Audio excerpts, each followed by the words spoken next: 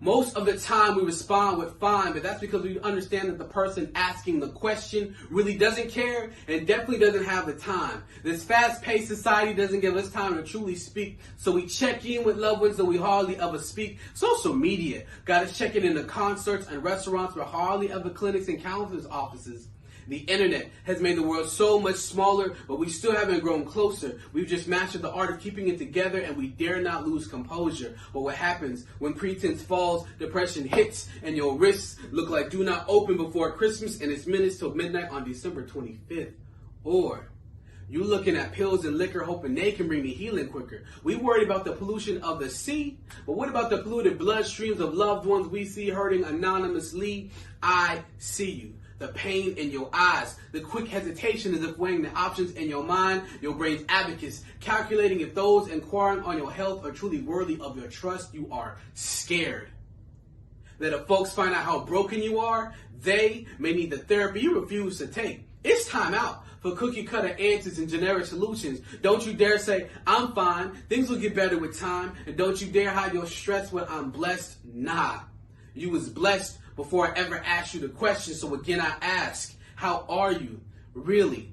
But before that question can be posed, be prepared if the person on the receiving end of it takes you to task, letting you know about all the abuse they've had and thoughts of ending it all because there's no hope left.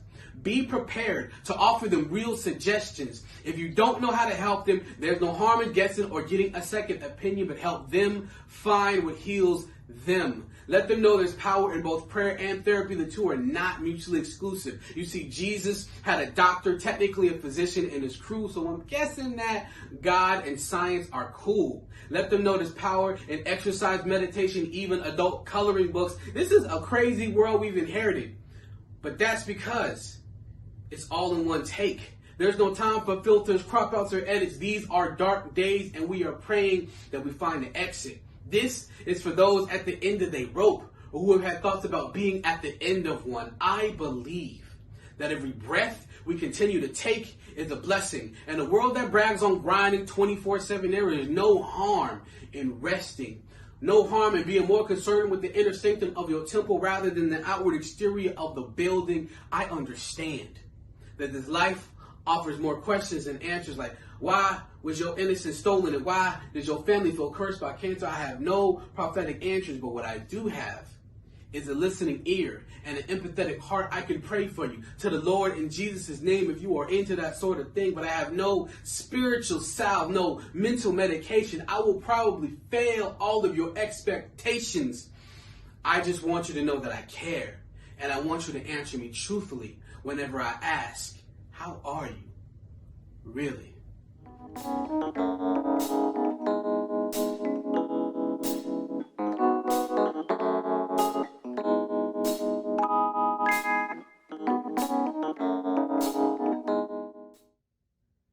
Never underestimate the power of your words. You see, we live in the age of word count. Every syllable is tallied and held in record, so you best make your words count, because life and death are in the power of the tongue. And I see some of you are still doubtful. Just think about all the lives lost as a result of cyberbullying. With the click of a mouse and some typed letters, souls are crushed and hope is fettered. There's too much going on in this world, so I can't keep wasting words. So many of us believe we're made in the image of God, but we fail to realize that just as his words give life, ours have the same effect. And no, we may not be able to bring planets into existence with our words, but our words shape the world around us. You see, your words create your world. What you breathe into existence will be the framework for the portrait that your life will be painted in. This is why complaints are nothing more than ink blots on a freshly printed page. They take the focus off the words, and in some cases, hide a part of the story.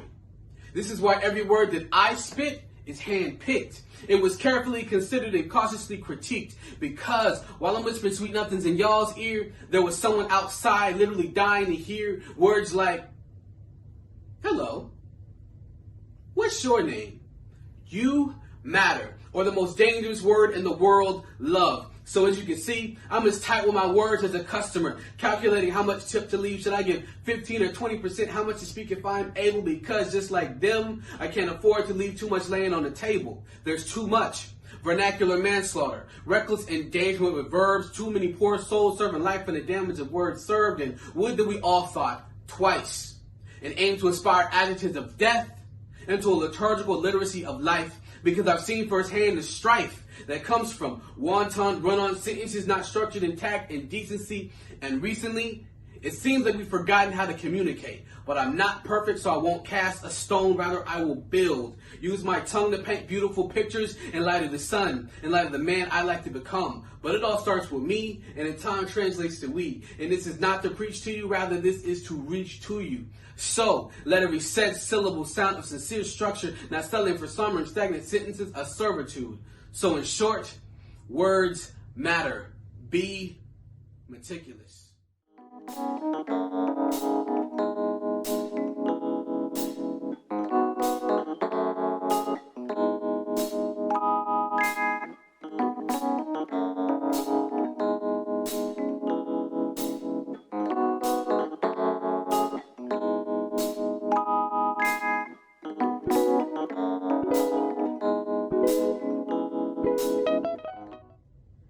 Just imagine not having to wage war on poverty because we paid our workers properly. A living wage with more life in our days. Imagine a world where blacks didn't have to beg for scraps, positioned below a table we were never invited to, praying for food to fall from plates not designed for us to eat from. No more mouths open wide begging for opportunities to be placed inside, but instead force-fed to fill up on empty promises of not nows and just waits. It would be normal not to see white bread as the optimal, with the crust cut off, so as to save that bleached flour from contact with anything the shade of brown. Imagine a world where wheat, pumpernickel, and rye in America, with no choice but to swallow this dark bread with grains as coarse as the natural hair many ask to touch. An example of how nature's best is in white bread. No longer will we have to wonder how much of ourselves could we be, leave our white voice dead in the streets. The freedom to use words like ain't, finna, and lit during meetings, stringing together words and phrases only we know. Chad would ask where the money reside, and we would say nothing, or hint with coy replies. Urban Dictionary may become required reading. Imagine the arrogance to look our counterparts in the eyes and say, we ain't come here, but we sure ain't leaving. No more insults like Uncle Tom or Coon, because there's nobody left to sell out to. As we wipe away the blemishes of supremacy, how would it feel to be finally free? The long-awaited fulfillment to an ancient prophecy. No longer inhale, we can breathe out now. Don't mind me, I'm just dreaming out loud.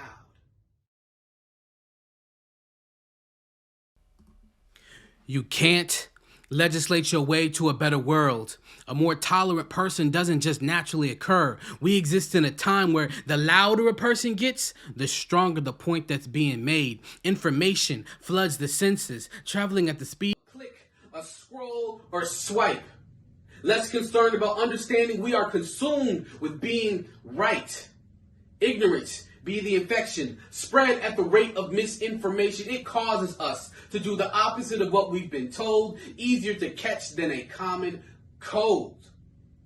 Some think avoidance be the key. Let's keep everything separate and we'll achieve the balance that we need. We name it social distancing, but history calls it segregation. And if time has taught us anything, it's that separate but equal is not conducive to a unified nation. It's hard to hear heritage, not hate, when most blacks have felt hate from that heritage, and hate feels like a disease we've inherited. But love be the vaccine, concocted by someone smarter than we could ever hope to be. And once injected, we won't know if it's effective until it's been tested. Love makes all things new and reconstructs what you thought you knew. It calls out falsehoods and delights in truth. There ain't no booster for this. Only a choice to choose love every time instead of slipping into the benign. Its opposite isn't hate, it's apathy. The lack of caring until it happens to me. But it's happening to we. Folks screaming they can't breathe, unable to find peace even in their sleep. Love doesn't mean you always have to agree with me. Love says let's get you the help you need. Prioritizing others ahead of self. Doing what's best for others is health, but it is not self-neglect. Love says after you're done helping others, then you're next. And love keeps on loving until there ain't a need left. Love doesn't wait for herd immunity. It doesn't take the lazy route and wait for someone to do it for me. Love carries its own cross, and it knows that the wins of others doesn't mean it has to take a loss. Love sees the blind spots of others and says, I got you covered. Darkness can't hope to win when you got love within, but how many of us are spreading it though? Hey, the storm clouds won't make the shadows dissipate. It takes the light of love to make the darkness fade, and deeds drafted from the darkest corners of a heart won't make evil depart. It takes something way beyond our rationale. So let's love our enemies. Let sympathy abound. And like a spoonful of sugar I heard, it helps the medicine go down.